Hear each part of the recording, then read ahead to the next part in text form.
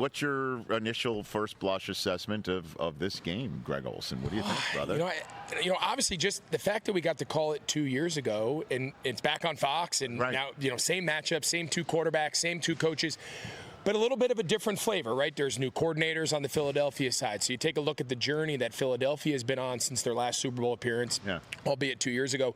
A lot of familiar faces on offense, new offensive coordinator since then, their second new offensive coordinator, their second new defensive coordinator, and obviously Saquon Barkley. So he's been the new addition. He's been the big kind of storyline, rightfully so. And you just look at their style in which they want to play. And, of course, you can talk about Saquon and the offensive line, but it's really the defense, right? So Vic Fangio takes over a defense that last year really struggled, was part of that kind of unraveling down the stretch. He comes from Miami. The fact that he was available is still kind of crazy.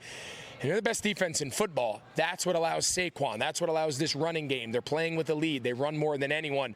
So their formula of how they want to win is pretty clear. And then obviously with Kansas City, I think the best way to kind of frame them is they don't have to win more plays than they lose, because they win the weighted plays. They win the gotta-have-it moments, the goal-to-go situations. They get the stops. Like, you see them win critical moments, and that's how you win 17 in a row, one-score games. So it's a fascinating, really deep roster, all-time generationally good coach and player, and now to see which guy is it the same thing as last time? Is it a shootout, or is it I think it's going to be a little bit of a lower scoring affair.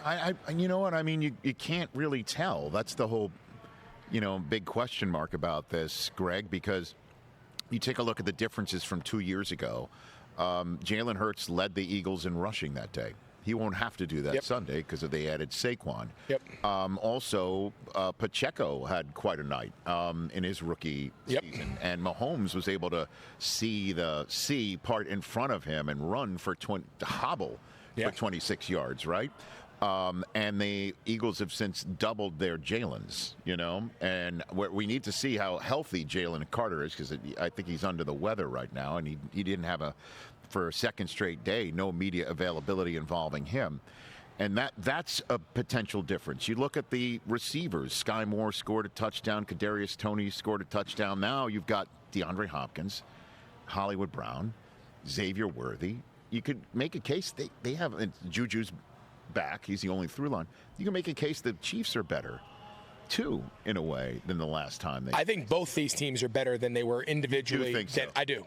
I couldn't agree with you more. I think when you just look at the roster, remember, especially with the Chiefs, 2 years ago, the question for them was, can they survive? Can Mahomes and Andy Reid, can that offense carry the load long enough to get that very young defense? All those rookies that they started back that year, they went heavy in the draft. They said, okay, we need to completely get younger and reset our defense, because it was such an offensive-driven, we're just going to outscore everyone, the Tyreek days and all of that.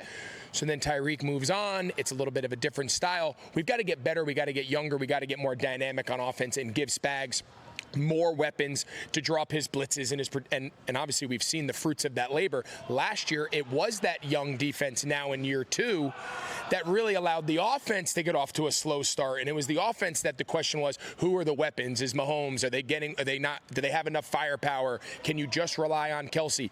That was the narrative for most of the season last year, and they still won the Super Bowl. So I think they've gotten better on both sides, and I think Philadelphia is significantly better than they were 2 years ago. Catch the Rich Eisen Show every single day on the Roku channel, 12 to 3 Eastern, for free.